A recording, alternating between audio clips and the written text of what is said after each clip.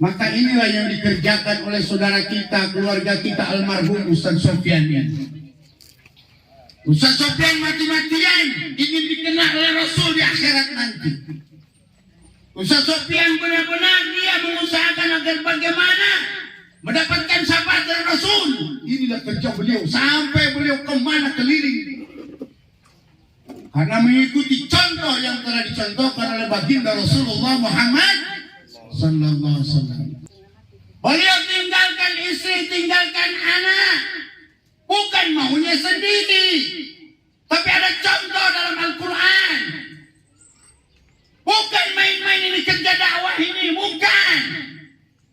bukan kerja golongan. Tidak ada ketua, sekretaris, bendahara, anggaran dasar, tidak ada. Beliau habis-habiskan umurnya di situ. Hanya untuk apa? Hanya ingin melanjutkan kerja dakwah Rasul. Hanya ingin dikenal oleh Rasul di akhirat nanti. Hanya ingin mendapatkan syafaat Rasul. Itu yang diusahakan oleh beliau.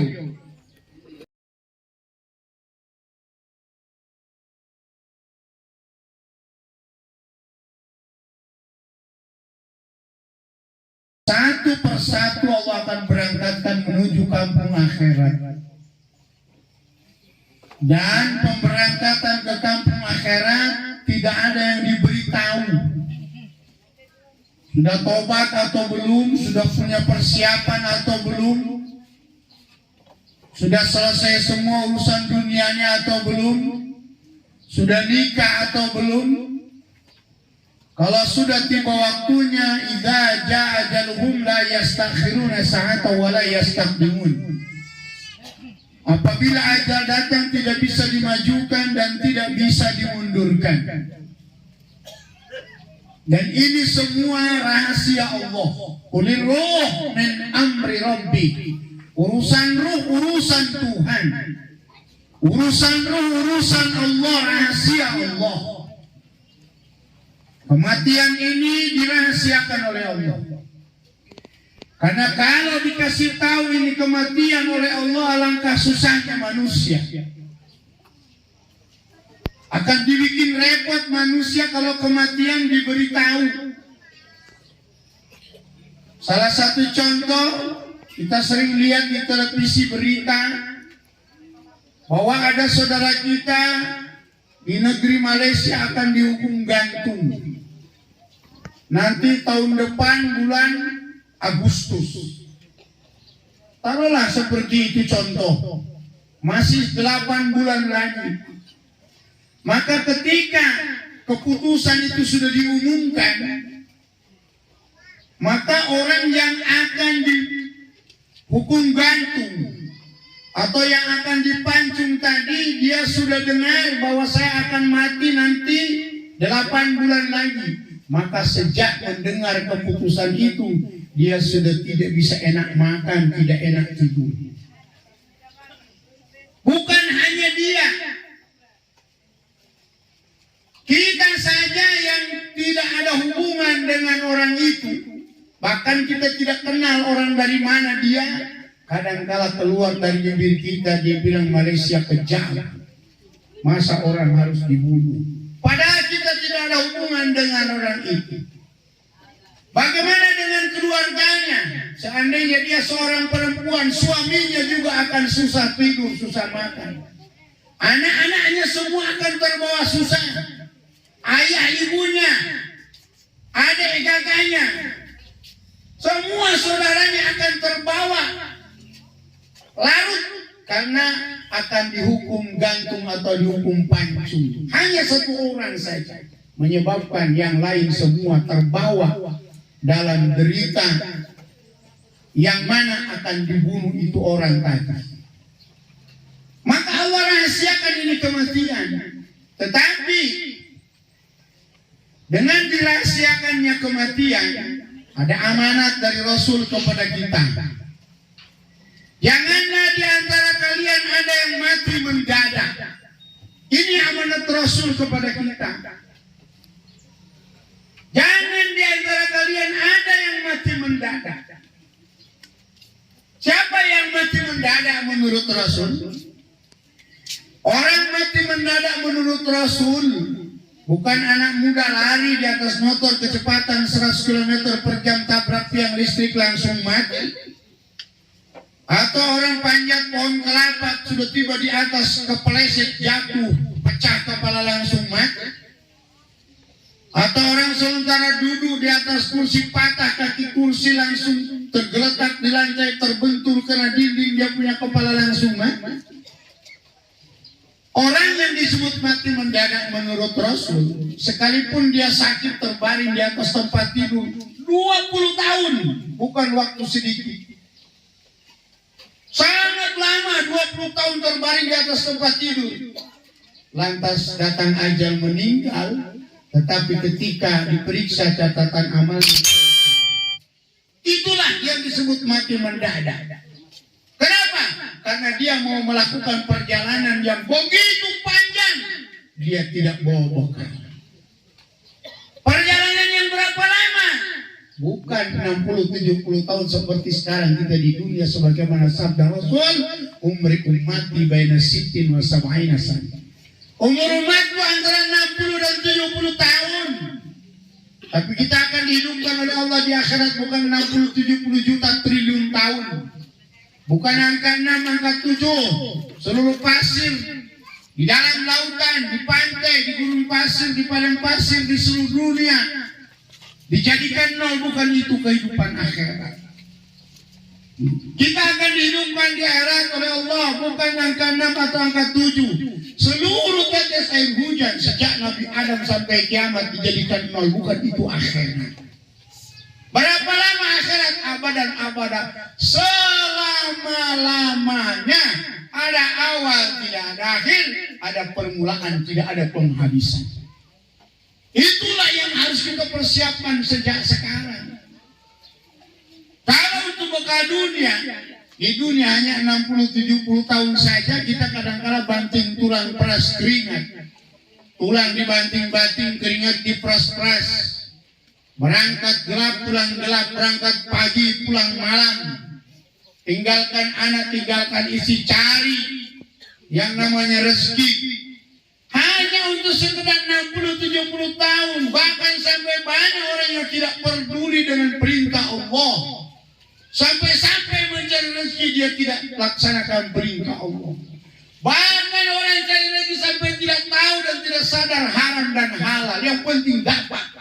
Hanya untuk kehidupan dunia yang sejenak saja, sekejap saja, sebentar saja. Tapi untuk kehidupan akhirat kita kadang-kala lupa. Makanya Allah tegaskan dalam Al-Quran, wabtaghi fima ataqallahu daral akhirah wa la tansa nasibaka minad dunya. Habiskan waktumu, pikirmu, tenagamu, seluruh potensi yang ada dalam dirimu. Pagi, siang, sore, malam, habiskan untuk mempersiapkan bekal akhirat. Tetapi Allah katakan wala tansa nasibaka minad dunya. Jangan kau lupa urus juga dunia. Jadi urus dunia itu hanya sekedar, jangan lupa. Pusatkan, habiskan untuk bekal akhirat. Tapi jangan lupa dunia, tapi prakteknya kita salah. Datang anak kita, mama doakan saya mau ke Makassar. Apa dibilang mamanya? Iya nak, baik-baik nak ya, jangan lupa sholat. Agama itu hanya sekedar jangan lupa, sholat itu hanya sekedar jangan lupa. Sehingga tidak wajar. Wajar saja kalau orang banyak yang tidak sholat karena sekedar jangan lupa. Jadi banyak yang lupa. Kenapa? Hanya sekedar jangan lupa sholat. Jadi bakal akhirnya sekedar jangan lupa bertolak belakang dengan maunya Allah. Jangan lupa dunia menurut Allah. Tapi kita jangan lupa akhirat. Terbalik kita. Hadirin yang dimuliakan Allah Subhanahu wa taala. Di dunia kita ada kekurangan harta, kita bisa pinjam. Pada keluarga, pada teman, sahabat, tetangga, bisa ngutang di warung, di kios.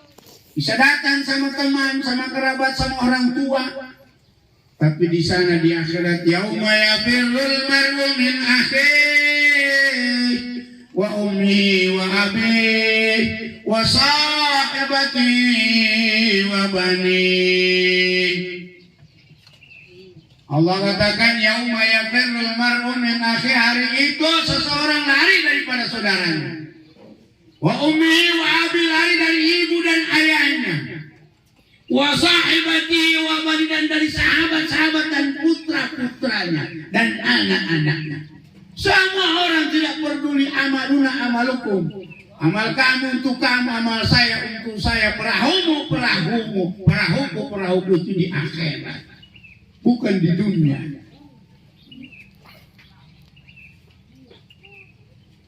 Seandainya ada ibunya ahli ibadah, tetapi anaknya tidak pernah taat kepada Allah, dia mendapatkan penderitaan dan siksaan di sana. Tetapi ibunya duduk di atas singgasana kerajaan dengan berlimpah riwah nikmat yang Allah anugerahkan kepada dia. Maka anaknya katakan, ibu tolong saya ini darah dagingmu, saya ini anakmu, saya ini yang kau hamilkan 9 bulan 10 hari dalam perutmu ini. Saya ini anak yang kau lahirkan dengan jurusnya mati. Saya ini darah dagingmu, ibu. Bantu saya, tolong saya, ajak saya di atas mahligai singgasana kerajaanmu, ibu. Apa dibilang ibunya? Siapa kamu? Saya tidak punya anak seperti kamu. Tidak dikenal. Wa abi, bapaknya pun seperti itu. Wa saibati, sahabat-sahabat yang kau lupa dulu pernah kita bersama-sama usaha di dunia. 20 tahun kita bisnis sama-sama. Kau enak-enak di situ, saya susah di sini. Coba kau ajak saya ke tempatmu ke situ. Apa dia? Siapa kamu? Saya tidak kenal kamu. Itulah di akhirat. Tidak ada orang saling kenal mengenal. Bahkan manusia nanti dibangkitkan di satu padang yang namanya padang mahsyar. Menurut ulama, matahari ada yang mengatakan 7 tombak di atas kepala, ada yang mengatakan 7 meter, ada yang mengatakan 7 hasta di atas kepala. Sekarang saja matahari ribuan kilometer terasa panas kita. Saya ini merasakan kepanasan karena memang kita semua di bawah tenda. Ini matahari ribuan kilo. Bagaimana nanti kalau di atas kepala 7 meter? Yang diinjak bukan tanah seperti yang kita saksikan sekarang. Ulama katakan yang diinjak itu berupa tembaga. Dan semua orang dalam keadaan telanjang bulat. Tidak ada yang berpakaian sama sekali. Sampai-sampai Siti Aisyah tanya kepada baginda Rasul, ya Rasulullah, kalau kita dibangkitkan dalam keadaan telanjang bulat, malu nanti kita dilihat orang. Apa Rasul katakan, wahai istriku, nanti di sana orang tidak ada peduli lagi dengan hal seperti itu. Semua mereka menyelamatkan diri masing-masing, saling berdesakan, saling injak menginjak, bahkan saling baku injak kepala, tidak peduli dengan orang.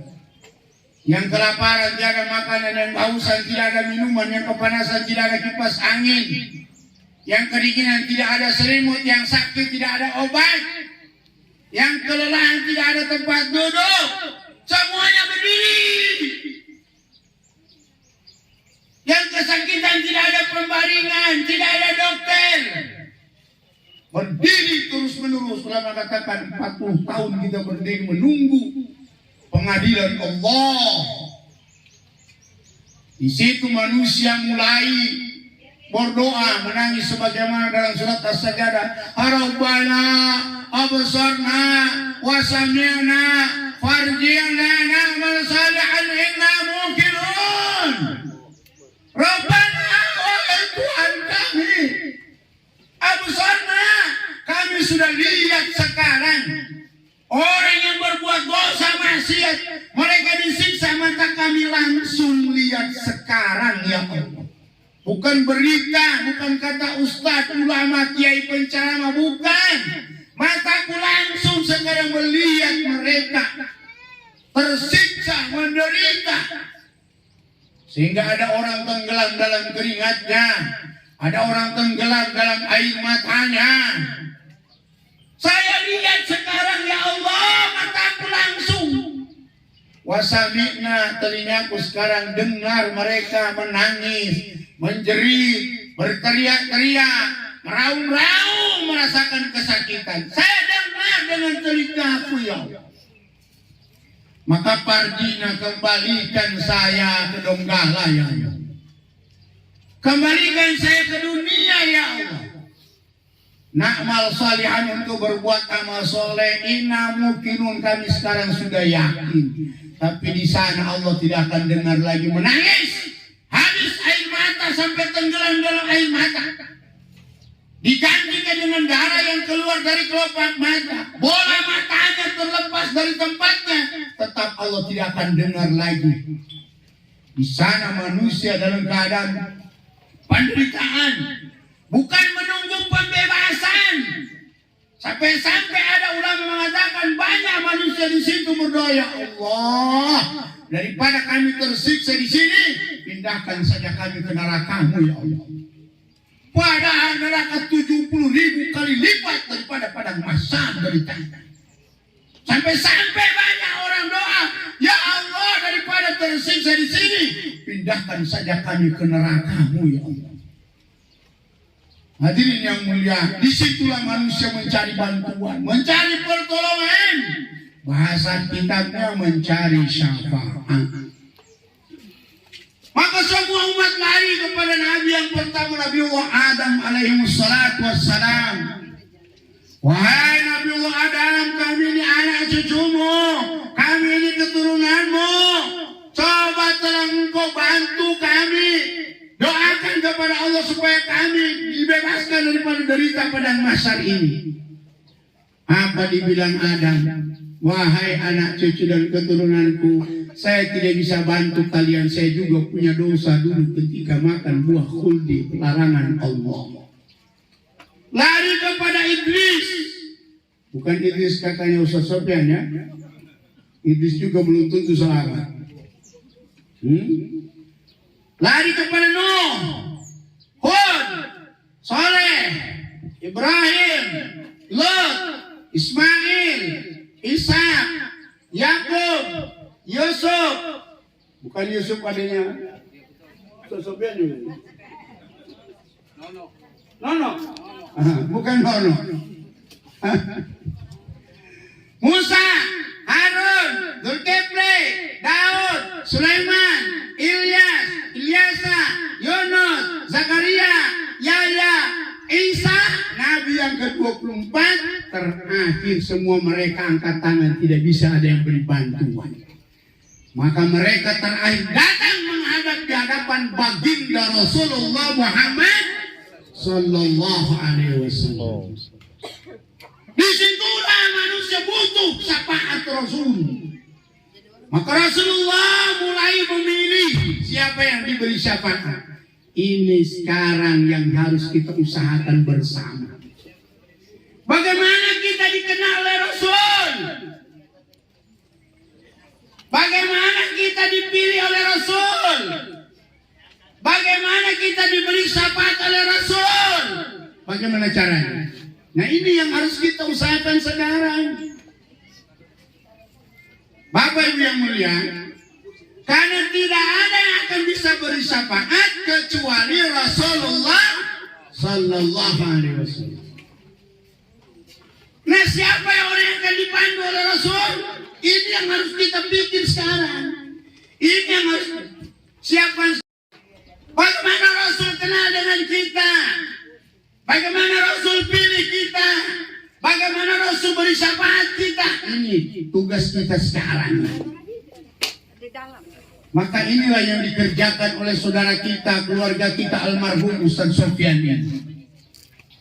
Ustaz Sofyan mati-matian ingin dikenal oleh Rasul di akhirat nanti. Ustaz Sofyan benar-benar dia mengusahakan agar bagaimana mendapatkan syafaat dari Rasul. Inilah kerja beliau sampai beliau kemana keliling. Karena mengikuti contoh yang telah dicontohkan oleh baginda Rasulullah Muhammad sallallahu alaihi wasallam. Jadi ini pekerjaan Ustaz Sofyan, Bapak Ibu, keluarga. sanak famili, handai tolan, bukan main-main. Beliau tinggalkan istri, tinggalkan anak, bukan maunya sendiri, tapi ada contoh dalam Al-Quran. Bukan main-main ini kerja dakwah ini, bukan. Bukan kerja golongan. Tidak ada ketua, sekretaris, bendahara, anggaran dasar, tidak ada. Beliau habis-habiskan umurnya di situ. Hanya untuk apa? Hanya ingin melanjutkan kerja dakwah Rasul. Hanya ingin dikenal oleh Rasul di akhirat nanti. Hanya ingin mendapatkan syafaat Rasul. Itu yang diusahakan oleh beliau.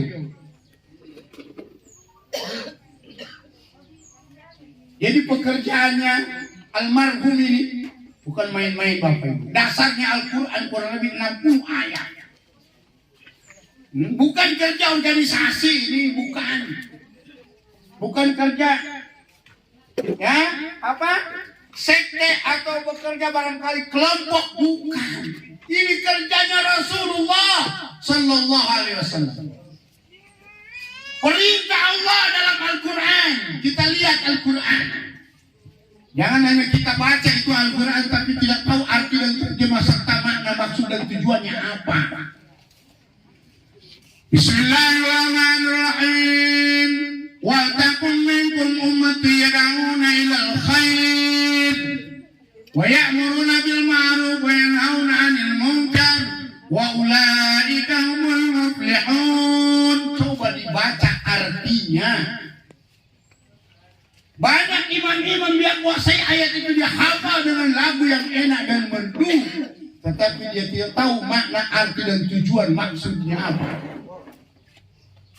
Kita harus paham yang maknanya wallahu a'lam bimuradi, hanya Allah yang tahu persis dengan makna yang sesungguhnya.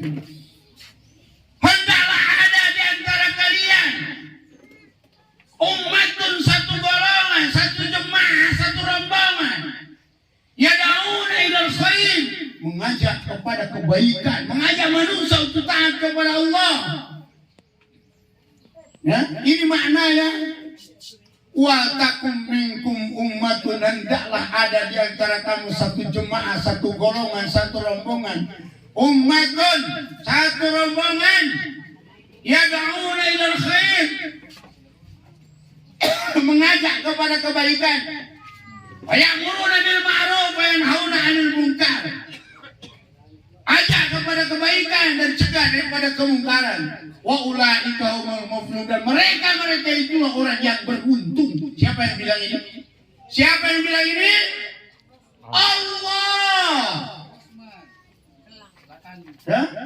Allah yang sampaikan, pencipta kita, yang menghidupkan kita, yang memberi rezeki kepada kita. Bukan pimpinan, bukan tokoh, bukan presiden, gubernur, bupati, camat, lurah, bukan, tapi yang menciptakan presiden, yang menciptakan raja, yang menciptakan bupati, yang menciptakan gubernur, Allah Subhanahu wa taala, dan yang menciptakan kita. Ini perintah Allah, inilah yang dikerja oleh almarhum. Ya, jadi keluarga harus paham bahwa yang dikerja oleh almarhum ini perintah Allah dan sunnah Rasulullah. Baru satu ayat saya bacakan. Ada kurang lebih 60 ayat yang memerintahkan. Ya. Sabili, ini adalah jalanku. Yang mana jalanku ini? Yakni ad'u ilallah, mengajak manusia taat kepada Allah, ala basiratin, dengan dalil-dalil yang nyata. Rasul katakan, wa manittaba'ani, dan orang yang mengikutiku. Jadi ini bukan main-main hadirin yang mulia. Mudah-mudahan amalnya almarhum diterima oleh Allah. Amin. Dan juga saya berdoa kepada Allah, keluarganya, sanak familinya, handai tolannya, banyak yang mau menggantikan kerja dakwahnya beliau. Amin. La ilaha illallah, la ilaha illallah, Muhammadur Rasulullah. لا إله إلا الله لا إله إلا الله لا إله إلا الله محمد رسول الله. Terima kasih. Al-Fatihah.